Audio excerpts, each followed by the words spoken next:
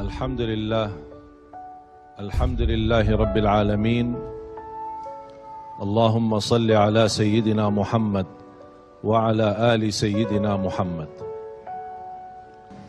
Kita dalam segala urusan dunia mengambil keputusan kita harus bermusyawarah.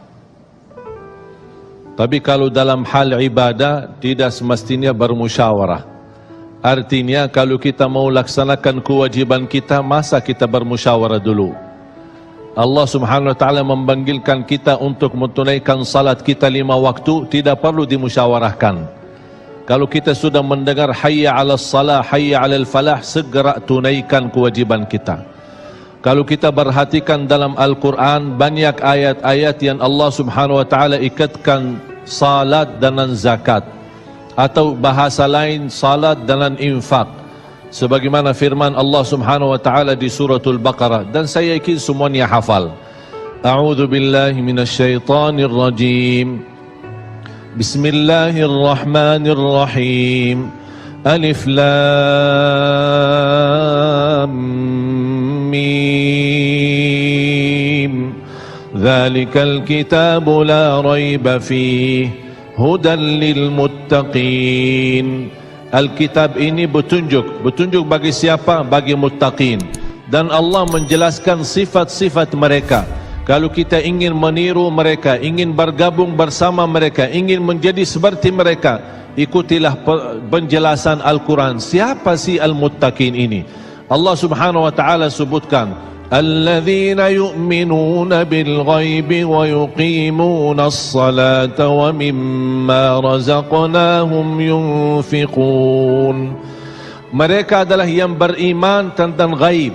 Apa yang gaib? Allah, malaikat, jannah, surga, neraka, segala sesuatu yang gaib mereka percaya, walaupun mereka tidak melihat dengan mata sendiri. Dan sifat mereka alladzina yuqimuna as-salah. Beda artinya yuqimuna as-salah sama yusallun. Ada orang hanya kerjakan salat, tapi ada orang mendirikan salat.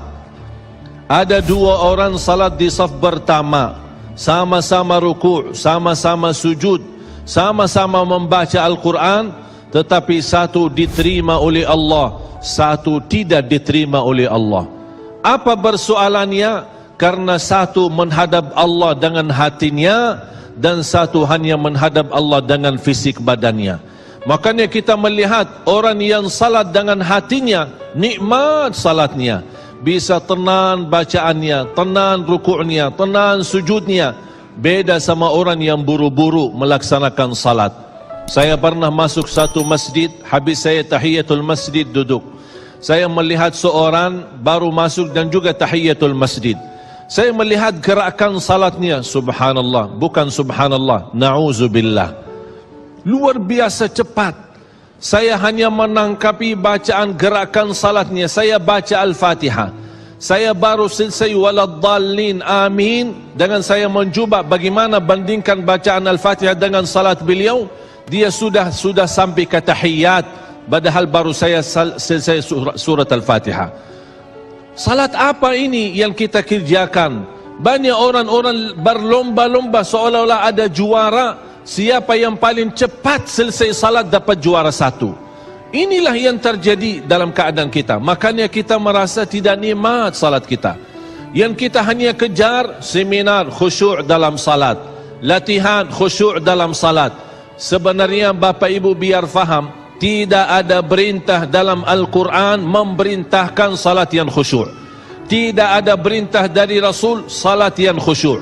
Salat khusyuk itu apa? Salat yang khusyuk hasil dari salat yang tenang.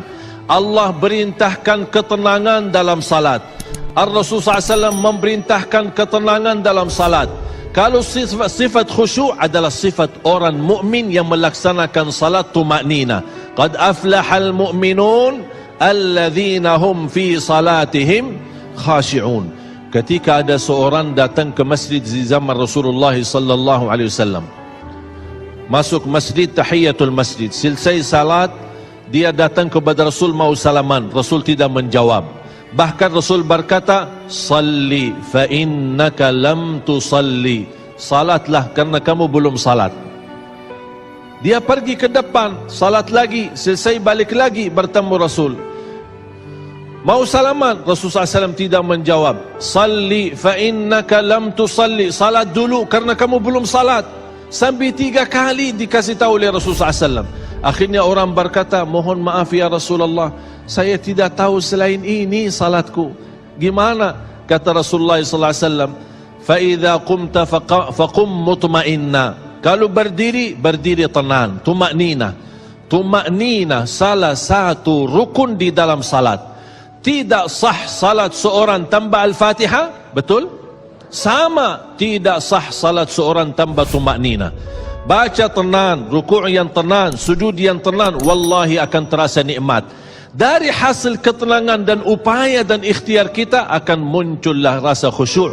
Karena khusyuk bukan sesuatu yang datang dari luar, tapi khusyuk sudah ada di dalam hati. Tinggal bagaimana cara dikelola, bagaimana bisa dikembangkan cara salat yang